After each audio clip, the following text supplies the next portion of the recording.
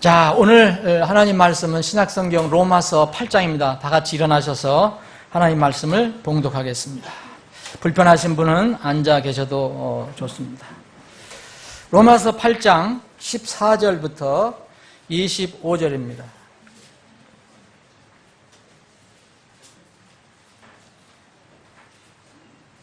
여러분들이 가지고 계신 성경으로 읽으시면 됩니다. 조금 다르더라도 뜻을 생각하시면서 로마서 8장 14절 제가 읽고 여러분들과 함께 읽을 부분을 말씀드리겠습니다. 하나님의 영에 의해 인도받는 자들은 다 하나님의 아들들이니 너희는 다시 두려움에 이르는 속박의 영을 받지 아니하고 양자 삼으시는 영을 받았느니라. 그분을 힘입어 우리가 아바 아버지라 아버지 하고 부르짖느니라. 성령께서 친히 우리와 우리 영과 더불어 우리가 하나님의 자녀인 것을 증언하시나니 자녀이면 상속자 곧 하나님의 상속자요 그리스도와 공동 상속자니 우리가 그분과 함께 고난당하면 이것은 우리가 함께 영광도 받으려 함이니라. 18절 함께 읽겠습니다. 18절 시작합니다. 내가 생각하건대 현재의 고난들은 앞으로 우리 안에 나타날 영광과 좋게 비교될 수 없도다. 제가 또 몇 절 읽겠습니다. 피조물이 간절히 기대하며 기다리는 바는 하나님의 아들들이 나타나는 것이니라. 피조물이 헛된 것에 복종하게 된 것은 자진해서 된 것이 아니요 소망 중에 그것을 복종하게 하신 분으로 인한 것이니 이는 피조물 자신도 썩음의 속박에서 해방되어 하나님의 자녀들의 영광스러운 이 자유에 이를 것이기 때문이라.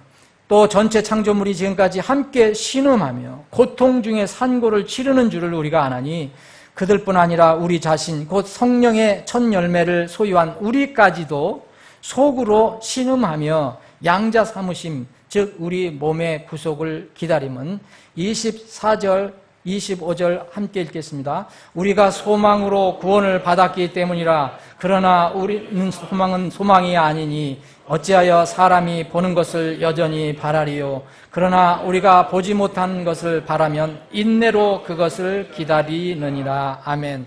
아버지 하나님 말씀을 우리에게 주심을 감사합니다. 이 시간 겸허히 말씀을 받기를 원합니다. 우리 회중에게 필요한 말씀, 설교하는 자에게 필요한 말씀, 모든 듣는 자에게 필요한 생명의 말씀이 되게 하여 주시옵소서. 거룩하신 예수님의 이름으로 기도합나이다. 아멘. 다 앉아주시기 바랍니다.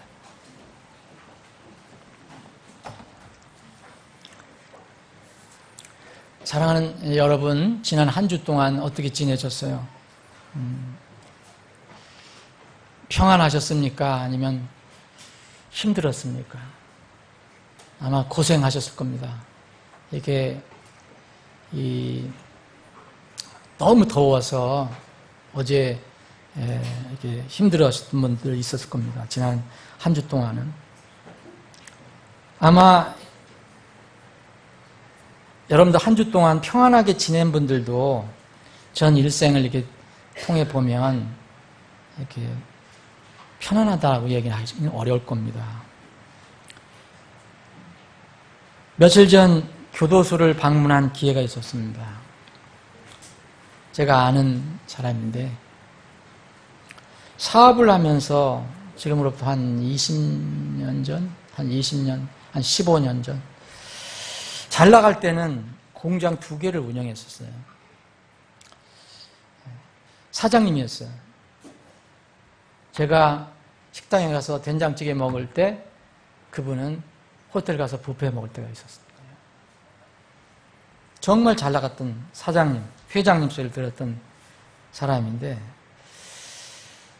이게 일이 그렇게 되려고 그러는지 그 재물이라는 게 한순간에 무너지는 것을 제가 봤는데 수십억 재산을 가지고 이렇게 자선가에서 됐는데 어느 날 고향 친구가 찾아와서 사업하는 고향 친구가 찾아와서 정말 힘들다. 요거 하나만 막아줘라. 어음 하나만 막아줘라. 그래서 그것을 거절하지 못하고 처음에 7천만 원을 이렇게 어음을 막아줬다 합니다.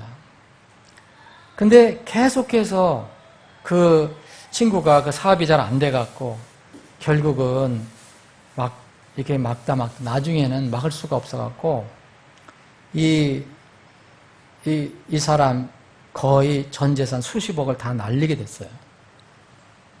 근데 그 돈을 또 자신은 또 그 돈을 융통하려고 다른 곳에서 또 10억을 빌렸다고 합니다. 10억을 빌려가 결국은 마지막에 갚지 못하고 소송을 당해갖고 고소를 당해서 교도소에서 수년 2번씩이나 이 사람이 고소하고 또 끝나면 이 사람이 고소하고 그랬고 2번씩이나 수년간 복역을 한 사람인데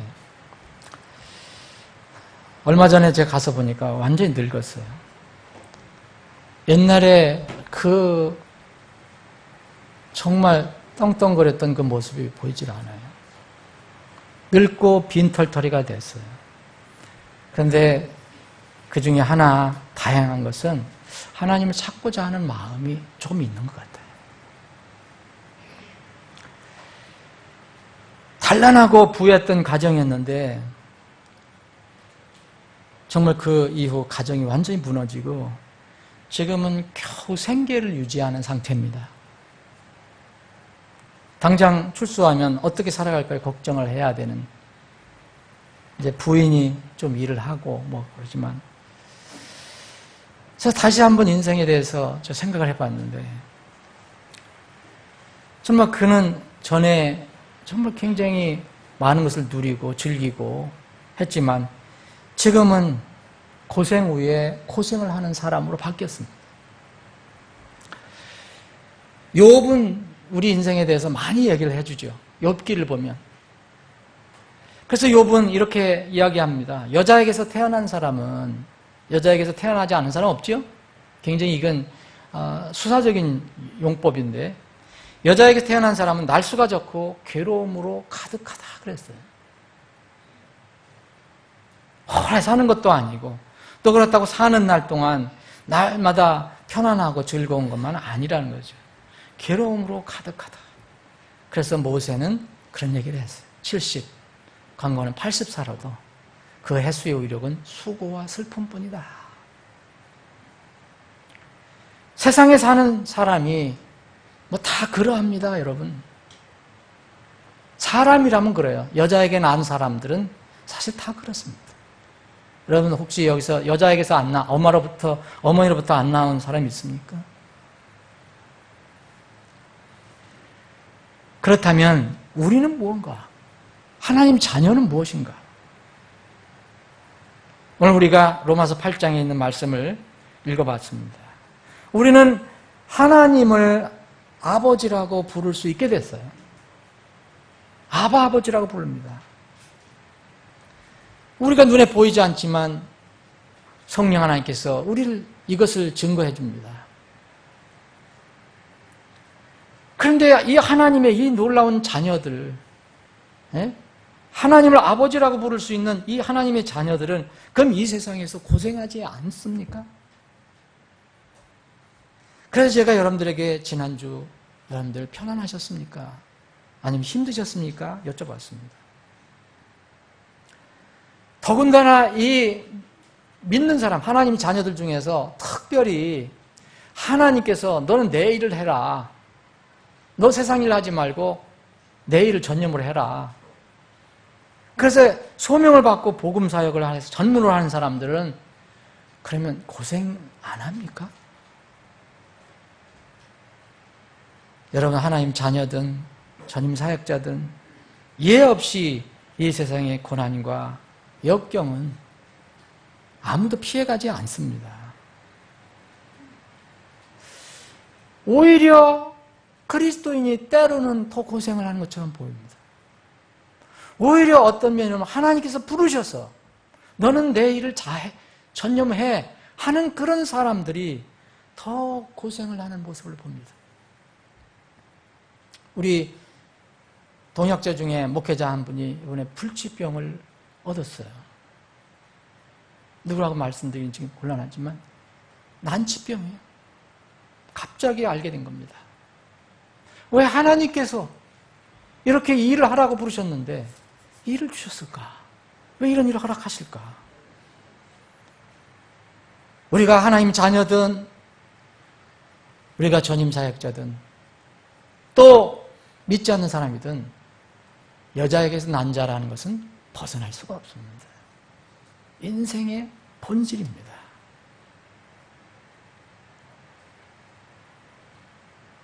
오히려 고생이 가면 갈수록 더 할 수도 있습니다. 그런데 우리 하나님의 자녀들에게는 세상에서 사람들이 똑같이 겪는 수고와 고생과는 그 성격이 같지 않다는 것입니다. 물론 고생 피할 수 없습니다. 합니다.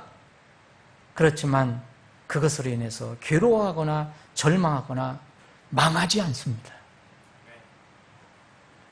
다만 이 세상에서 고생을 겪을 때, 그것을 당할 때마다, 그 아픔을 겪을 때마다, 고통을 겪을 때마다 무엇을 이야기하는 거냐?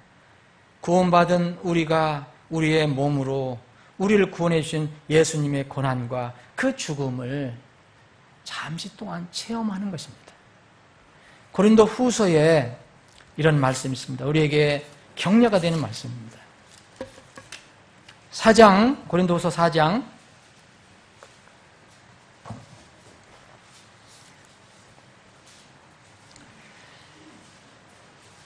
5절부터 제가 읽겠습니다. 우리는 우리 자신을 선포하지 않으며 오직 주 대신 그리스도 예수님과 또 예수님으로 인하여 너희의 종된 우리 자신을 선포하노니 빛에게 명령하사 어둠 속에서 빛을 비추게 하신 하나님께서 우리 마음에 빛을 비추사 예수 그리스도의 얼굴에 있는 하나님의 영광을 아는 빛을 주셨느니라.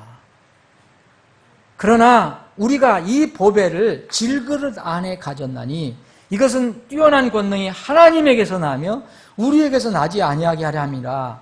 우리가 사방에서 고난을 당하나 괴로워하지 아니하며 난처한 일을 당하나 절망하지 아니하고 핍박을 받으나 버림받지 아니하며 거꾸로뜨림을 당하나 망하지 아니하고 우리가 항상 주 예수님의 죽으심을 몸에 짊어짐은 예수님의 생명 또한 우리 몸에 나타나게 하려 함이라.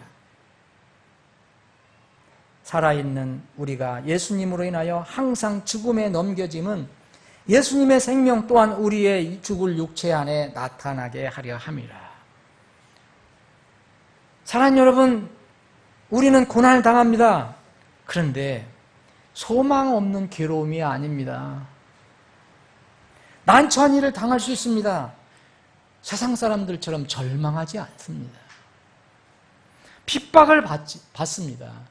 세상으로부터 핍박을 받지만 우리가 버림받는 게 아닙니다. 하나님 우리를 버리시지 않습니다. 때로는 넘어질 수도 있습니다. 세상 사람들은 거꾸로 들어지면 망한다고 얘기합니다. 그러나 우리는 망하는 게 아닙니다. 이렇게 되는 것은 우리가 이 땅에 살아갈 때 주 예수님의 죽으심을 우리 몸에 이렇게 드러내게 하기 위해서 이렇게 한다고 말씀하셨습니다. 세상 사람들은 절망할 때 망한다고 생각합니다. 하나님의 자녀들은 자신의 몸으로 예수님을 체험하는 것입니다. 예수님의 고난과 죽음을 체험하는 것입니다. 우리는 약합니다. 부족합니다. 우리는 몸이 깨어지기 쉬운 질그릇이에요. 그럼에도 불구하고 이 깨어지기 쉬운 질그릇 안에 결코 깨어지지 않는 영원한 그리스도의 영광의 복음이 들어있습니다. 이 보배를 가진 사람들이 바로 구원받은 하나님의 자녀들입니다. 자, 그러면 우리 인생에 대해서 어떤 결론을 내려야 합니까? 이런 결론이 나올 수 있습니다. 우리 그리스도인이 된다는 것, 예수님 믿는다는 것, 이것이 세상에서 고생을 면제받으려고 하는 것이 아니고 우리도 고생을 면할 수 없다. 우리도 고통을 당할 수 있다. 그렇다면 이 세상은 믿는 자나 믿지 않는 자나 다 고생을 하는 것이라면 모든 사람이 다 고생하게 정해져 있습니다. 그러면 기왕 고생을 하도록 정해진 삶이라면, 인생이라면 왜 고생을 할까? 무엇을 위해서 고생을 할까? 이런 생각을 해봐야 된다고 생각합니다. 기왕에 고생이 정해진 인생이라면 무엇을 위해서 고생을 할까? 인생은 두 번 다시 살 수 없습니다. 여러분, 많은 사람들이 환생을 믿습니다. 윤회설을 믿어요. 그래, 여러분들이 좋은 일하고 이 땅에서 선한 일 많이 쌓으면 다음에 사람 더 좋은 신분으로 태어나거나 또 좀 여러분들이 잘못하면 벌레로도 태어나고 짐승으로 태어나 죽지는 않는다. 이게 윤회설이에요. 이거는 사탄의 속임수입니다. 성경이 이렇게 이야기합니다. 한 번 죽는 것은 사람들에게 정해진 것이요. 그렇죠? 그 다음에 윤회가 아닙니다. 그 다음에는 뭡니까? 그 후에는 심판이 있나니. 그랬습니다. 어떻게 윤회가 해당이 됩니까? 죽은 뒤에 다시 사람이나 짐승이나 벌레로 태어나는 것이 아니라 천국이냐 지옥이냐의 심판만 있다는 말씀입니다. 사랑하는 여러분, 만약 하나님께서 여러분들에게 지금 이 고생하며 사는 삶 속에서 여러분들에게 남은 여생 동안 내가 너에게 100가지 소원을 들어주겠다. 한번 목록을 써봐라. 그럼 여러분들 100가지 뭘 쓰겠습니까? 너무 많습니까? 그럼 50가지만 한번 써보십시오. 하나님께서 들어주는 목록. 그것도 많습니까? 그럼 한 10가지만 써보십시오. 아마 웬만한 분들은 10가지 다 쓸 수 있을 거예요. 점점 좁혀져 갑니다. 2가지만 써라. 근데 그것도 아니고 마지막 딱 한 가지만 소원을 들어주겠다 하면 여러분은 무엇을 택할 겁니까? 바로 인생이 어떤 것이냐, 우리가 인생을 어떻게 살 것이냐, 이 하나님께서 말씀하실 때 딱 한 가지만 소원을 들어주겠다. 그것을 택해라 할 때 우리의 믿음이 결정이 됩니다. 헤롯 왕은 자신의 권력을 이용해서 하나님의 종 요한의 형제 야고보를 칼로 죽였습니다. 자기 권세를 유지하기 위해서, 그리고 부귀영화를 누리고 살기 위해서. 여러분, 그러나 헤롯이 이렇게 살기 위해서 나름대로 스트레스를 안 받았다고 생각하십니까? 그 사람도 그렇게 살려고 스트레스를 많이 받은 것입니다. 노력도 많이 했을 것입니다. 자신의 명예와 육신의 즐거움을 지키기 위해서 나름대로 하나님 보실 때는 고생입니다. 그러나 벌레에 먹혀 죽는 것으로 인해서 인생을 마감했습니다. 여러분, 사도행전 12장 끝절 읽어보십시오. 하나님께서 보낸 벌레에서 먹혀 죽었습니다. 바벨론 큰 제국의 그 왕, 벨사살 왕이라는 왕이 있었는데 무소불위의 권력을 휘두르고 있었습니다. 육신의 쾌락만을 쫓아서 술과 유흥에 빠져서 하나님을 경멸하고 무시하며 살다가 갑자기 어느 날 밤 죽음을 당했습니다. 다니엘서 5장은 찾아보시면 여러분 찾을 수 있습니다.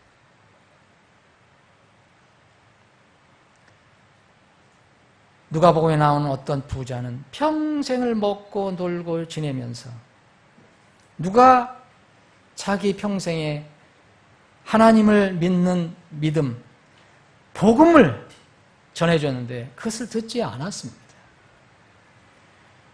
영원한 세상이 있다는 것을 부인하고 살다가 어느 날 죽어서 지옥에 떨어졌습니다. 이 사람이 자기가 추구하는 그 부귀영화가 영원한 것이 아니구나, 덧없는 것이로구나, 이것을 깨달았다면 지혜롭게 영원한 그 무엇을 준비한 자기 집 앞에 집 없이 살던 거지 나사로와 같이 될 수 있었을 것입니다. 거지 나사로는 잠깐 사는 이 땅에서는 부귀영화를 누리지 못했습니다. 건강하지도 못했습니다. 그런데 그는 영원한 것을 얻었습니다. 사랑하는 여러분, 아브람, 롯, 모세, 다윗, 사도 바울, 요한, 하나님의 사람들도 다 고생했습니다. 여러분, 그러면 악한 사람, 자기가 이 땅에서 잘 살려고 남을 해하고 남을 속이고 이렇게 해서 살아갔던 사람들 고생 안 했습니까? 이 사람들도 똑같이 고생했습니다. 가인도 자기 동생을 죽이려고 하니 얼마나 힘들었겠습니까? 사울도 이스라엘 왕으로서 사울도 막판에 얼마나 고생했습니까?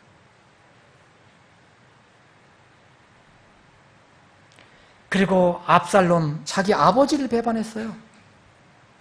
여러분, 권력, 권세를 얻기 위해서 자기 아버지를 배반했지만 압살롬 고생 안 했습니까? 엄청 고생했습니다. 또 다른 아들 아도니아도 아버지를 배반해서 어떻게 권력을 주려고 했는데 고생 많이 했습니다.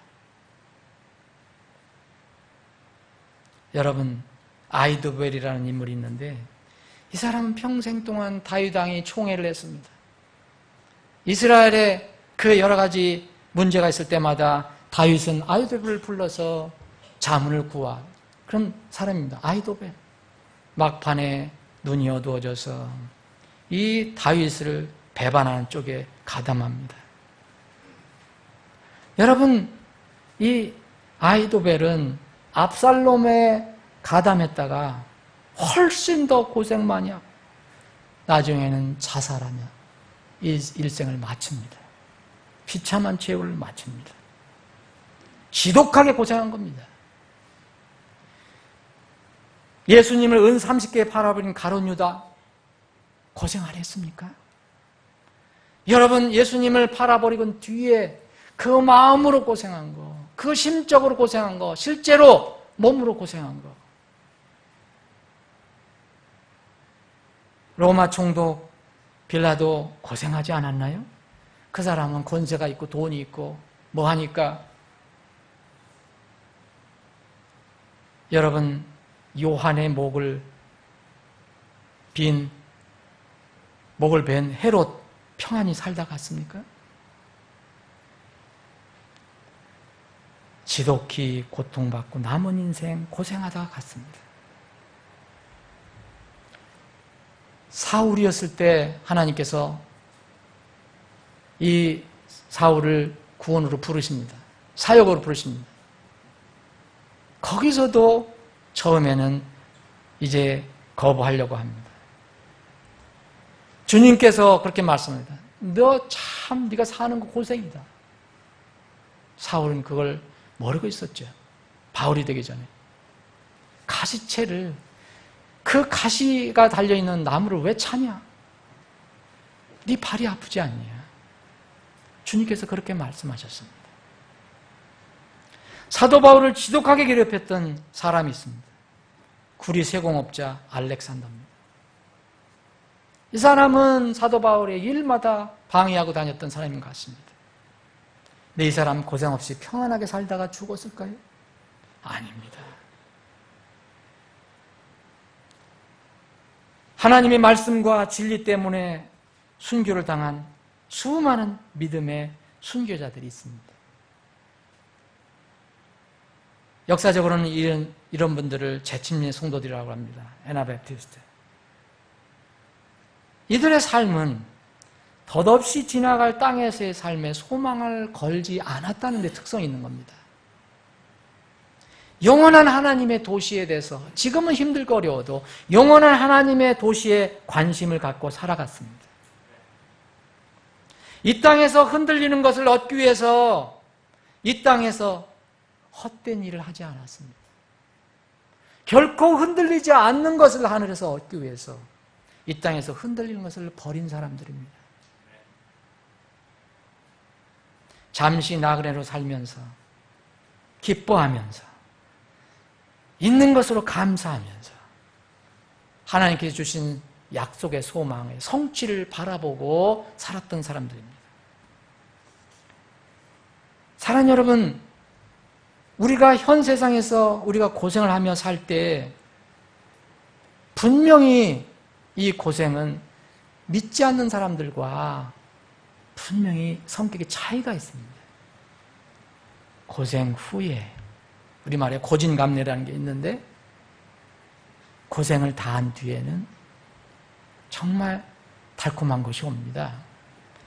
이 현 세상에서 우리의 고생 그리고 앞으로 우리에게 나타날 영광을 성경은 계속 비춰주고 있습니다. 오늘 그 중에 여러분들이 여러분들과 함께 읽은 부분이 그겁니다. 이 세상은 대세가 뭐냐면 눈으로 보는 겁니다. 그래서 백문이 불여일견이라는 말이 나왔어요.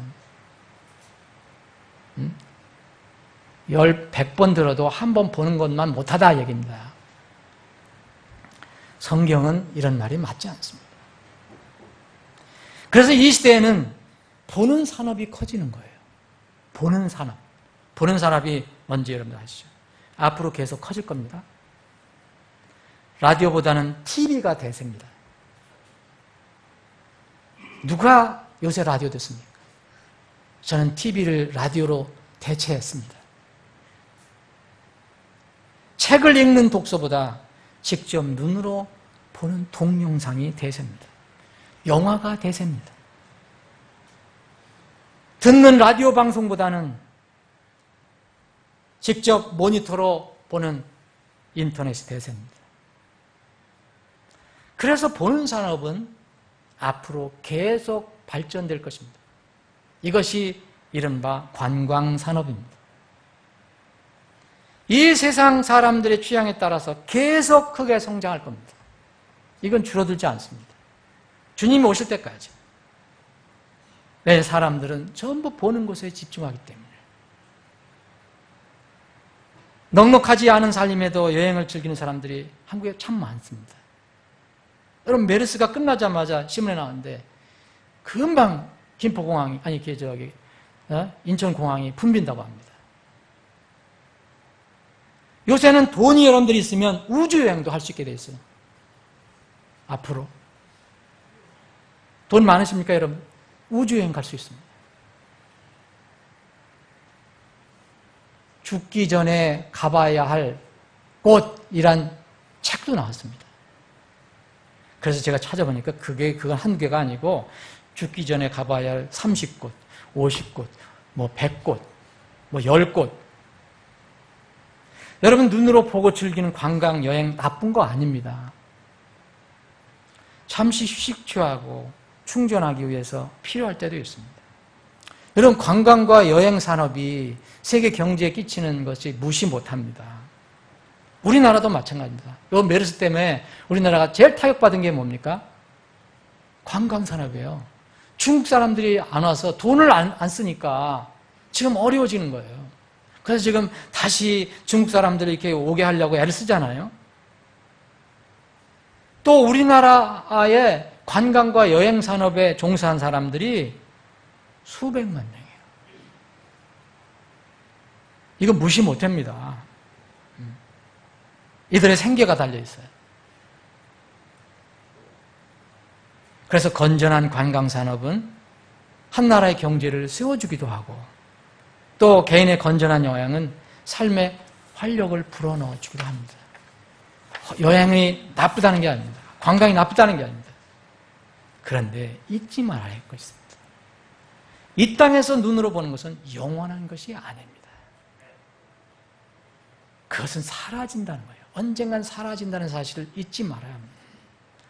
더구나 하늘의 소망을 가지고 있는 거듭난 그리스도인이라면 더욱 그러합니다. 여러분들은 눈으로 믿고 구원을 받은 게 아닙니다. 여러분, 눈으로 믿고 구원받았습니까? 우리는 무엇인가 듣고 읽고 구원을 받은 것입니다.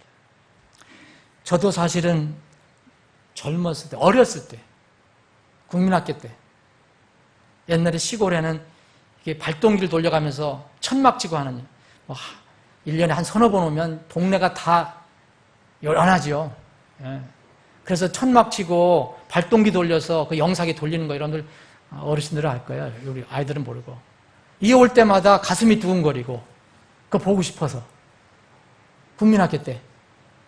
그래서 영화 좋아했습니다. 뭐 뜻도 모르면서 그냥 그 눈에 좋으니까. 그리고 또 조금 커서는 청소년이 돼서 또 대학 때 이럴 때는 또 무슨 낭만을 찾는다고 여기저기 또 무전여행을 다니기도 했어요. 가보고 싶은 데도 많았고 참 좀 보고 싶은 데도 많았습니다. 근데 제가 딱 거듭난 후에 말씀을 알고 이것이 좀 바뀌기 시작했어요. 점점 신앙생활의 기쁨을 알게 되자 저는 그렇게 좋아하던 여행, 등산도 참 많이 다녔거든요. 이제. 등산 언제 갔냐면 꼭 주일날 갔거든요. 직장 다닐 때. 관심이 없어지기 시작했어요. 여러분 오해하지 마십시오. 제가 누가 가지 말라고 해서 그런 것도 아니고요. 종교적으로 제가 무슨 주의를 못 지킬까 봐 겁나서 안 갈 거 아닙니다. 그냥 하나님을 경배하고 찬양하고 구원받은 성도들과 같이 지내고 교제하고 이런 기쁨이 그런 기쁨을 압도하기 시작했기 때문에 그 즐거움이 훨씬 더 좋은 즐거움이었기 때문에 그렇게 된 것뿐입니다. 저는 지금도 하나님 일과 어긋나지 않는다면 기회가 되면 등산할 수 있습니다. 지난번에도 우리 등산했습니다, 여러분. 강화도 무슨 산 갔다 왔잖아요. 운동도 합니다. 여행도 필요하면 합니다. 그런 즐거움을 무시하거나 부정하는 거 아닙니다. 그런데 우선순위에 항상 걸려 있다면 저는 그걸 포기합니다. 절대 그것을 가장 좋은 우선순위를 포기하면서 그거 한다고 기쁨이 없습니다. 영원한 것과 사라질 것 중에 어느 것을 택할 것이냐가 항상 우리의 문제입니다. 뒤늦게 제가 공부하려고 미국에 처음 갔을 때 제 눈에 들어왔던 게 뭐냐면 미국의 자연 환경, 주변 환경이었습니다.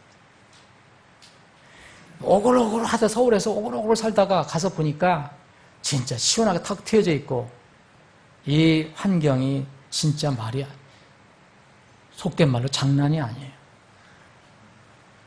난 여기서 우리 서울 갈 때 보면 조금만 틈이 있으면 여러분들 이 풀밭이나 뭐 이렇게 좀 나무가 있으면 여러분들 어떻게 보니까 다 거기 돗자리 깔고 도시락 싸서 먹죠. 근데 미국은 맨 그런 곳이야. 집집마다 다 가지고 있어. 근데 왜 저기에 사람이 아무도 없나 처음에는. 다 그러니까 대부분. 그래서 환경은 좋구나. 그럼에도 저는 이미 하나님 말씀을 가지고 있었기 때문에 그렇게 큰 관심은 없었어요. 사람들을 만나기 위해서 여행도 했어요. 그러나 무엇을 보고 즐기기 위해서 관광 목적으로 간 적은 없습니다. 그 목적을 보고 간 적은 없어요. 이 자랑이 아니라 여러분들도 갔다 그래서 여러분들 비판하는 게 아닙니다. 그게 결국 오래 영원히 남을 것이냐, 그 문제가 있다는 거예요. 미국 생활을 그때 IMF 때 미국 생활을 정리하고 돌아오게 됐을 때 적지 않은 사람들이 주위에 있는 사람들이 뭐냐면 미국 떠나기 전에 꼭 가볼 때가 두 군데가 있다 그랬어요. 여러분들 아시죠? 어딘지?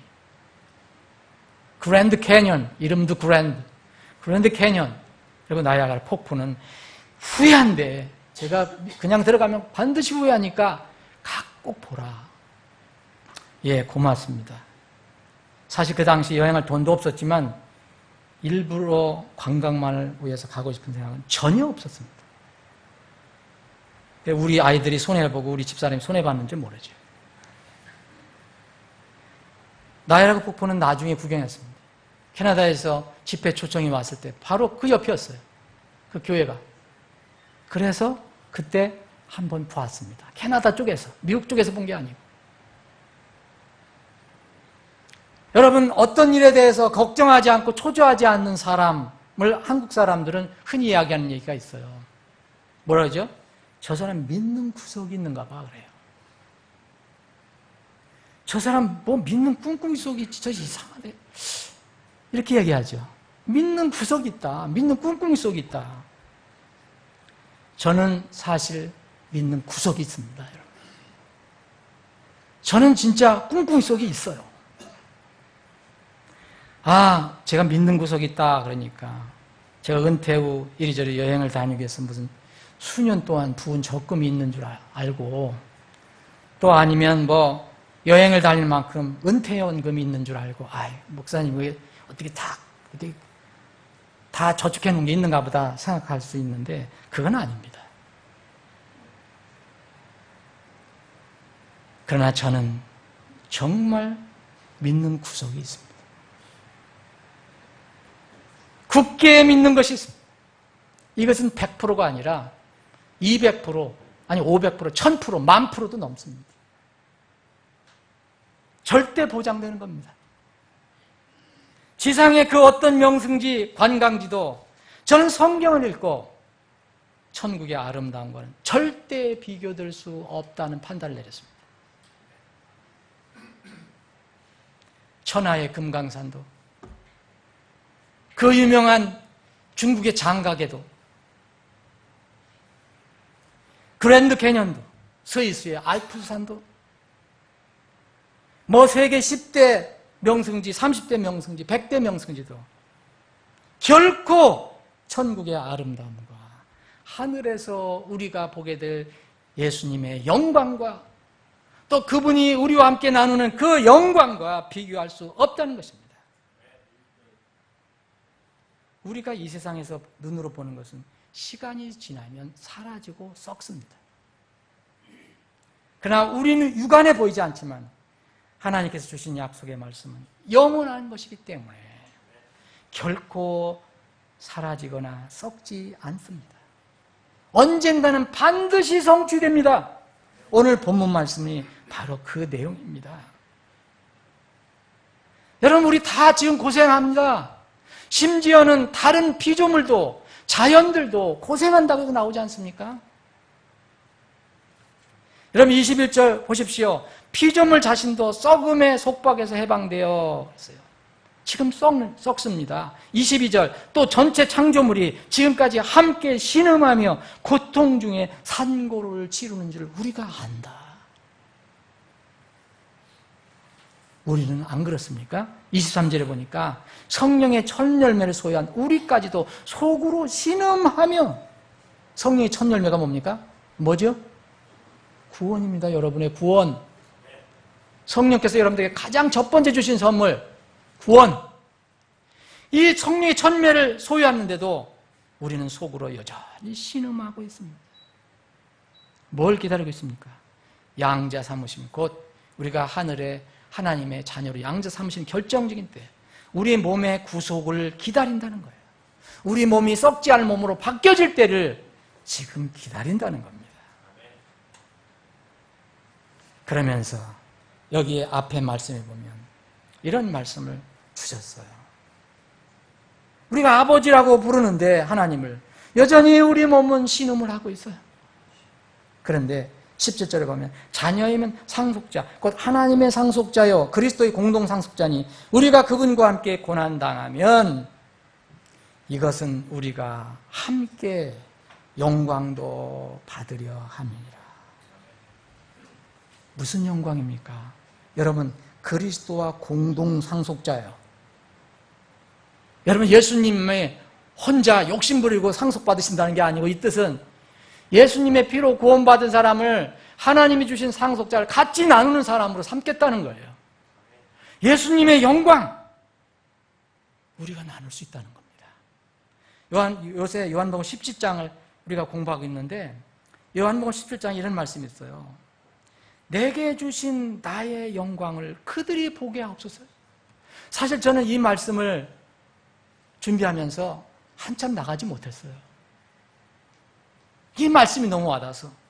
내게 주신 나의 영광, 여기서 내게라는 것은 예수님입니다. 예수님이 하나님께 기도하고 있습니다. 아버지께 나의 영광을 그들이 보게 하옵소서. 누구요? 제자들이 보게 해달라고. 그 볼 때가 있다는 것입니다. 예수님이 뭐라 하셨냐면은 세상이 있기 전에 내가 아버지와 함께 가졌던 그 영광으로 나를 영화롭게 해달라고 그랬어요. 예수님께서. 그런데 그 영광을 제자들이 보게 해달라고 아버지께 기도해요. 예수님의 기도 이루어집니다. 반드시 이루어집니다. 그래서 내가 생각하건대 현재의 고난들은 앞으로 우리 안에 나타날 영광과 좋기 비교가 불가능하다. 사랑하는 여러분, 우리가 가야 할 곳은 궁극적으로 거처가 어디입니까? 우리의 구원자이신, 우리의 주님이신 예수님이 계신 곳이라고 하지 않았습니까? 내가 처소를 예비하러 가노니 예비하면 내가 너희들을 나 있는 곳으로 있게 하리라. 그때 우리는 그곳에서 하나님 아버지와 아들 예수 그리스도의 놀라운 영광, 그것을 바라보게 될 것입니다. 그리고 그 영광을 같이 나누게 될 것입니다. 그리고 이것뿐만 아니라 여러분, 그 하늘에 우리가 살 그 거처에 그 형용할 수 없는 환경의 아름다움을 우리가 눈으로 보게 될 것입니다. 여러분, 시간 관계상 다 말씀을 드리지만, 여러분, 이사야서를 이제 오후에 이제 성경 암송대도 이사야서가 성경인데, 이사야서는 이미 그것을 예언을 해놨습니다. 이리가 양과 함께 지내요. 어린이가 사자와 함께 지내요. 여러분, 그런 광경 지상에서 볼 수 있습니까? 여러분, 계시록 뒤편을 보십시오. 그 아름다운 곳의 모습을 보십시오.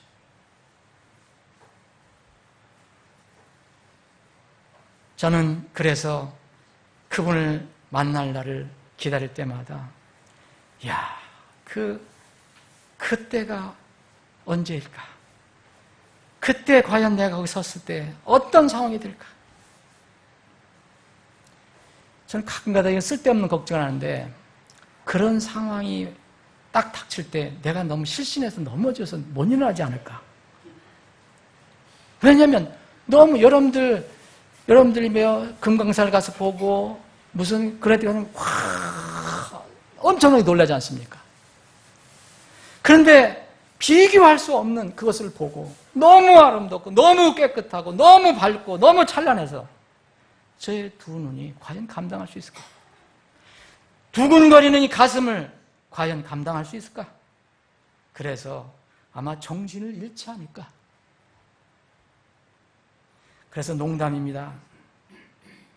여러분, 정말 하늘에 소망이 있으신 분들, 농담이지만 천국에서 주님 뵙기 전에 지상에서 미리 시력을 강화시키십시오. 그리고 심장을 강하게 하십시오. 아마도 최고급 우황청심함을 이렇게 여러분들 신청해서 가지고 가야 할지도 몰라요. 제가 믿는 구석, 제가 가지고 있는 꿍꿍이 속에 바로 이것입니다. 저는 이곳을 가고 싶습니다. 여러분들도 그것을 가고 싶을 것입니다. 말씀을 정리해 보겠습니다. 기왕에 이 세상에서 고생하는 인생이라면 과연 세상 많은 사람들이 애써서 수고하는 일시적으로 얻기 위해서 무언가를 썩어질 것을, 사라질 것을 얻기 위해서 그렇게 고생하는데 여러분, 그것이 가치 있는 것인가? 기왕 고생하는 인생이라면 영원한 것을 위해서 고생하는 것이 지혜로운 것이 아닐까? 사랑하는 여러분, 구원받지 못한 사람은 빨리 구원을 받아야 하고, 또 구원받은 신자들은 내 가장 첫 번째 소원이 무엇일까? 하나님께서 너 한 가지 소원만 이야기해 바랄 때 그것이 무엇일까? 나를 구원해 주신 주님을 만날 준비하는 것입니다. 이런 말을 하는 사람이 과연 이 세상에 얼마나 될까? 주님을 만나기 전에 이 세상에서 고생하지만 올바른 구원, 바른 말씀, 바른 주님의 교회를 전하고 섬기는 것이 정말 가치 있다 생각하는 사람이 얼마나 될까? 부디 사랑하는 여러분은, 여러분과 저는 영원히 사라지지 않을 이것을 가슴에 가지고 있으면 그것이 우리 눈에 펼쳐질 때까지 이 땅에서 그것을 위해서 고통하고 고생하는 것이 정말 가치 있는 일이 아닐까. 만약 그렇다면 그것을 결단하고 주님의 도우심을 구하는 것이 어떨까. 감히 여러분들에게 제안을 해드립니다.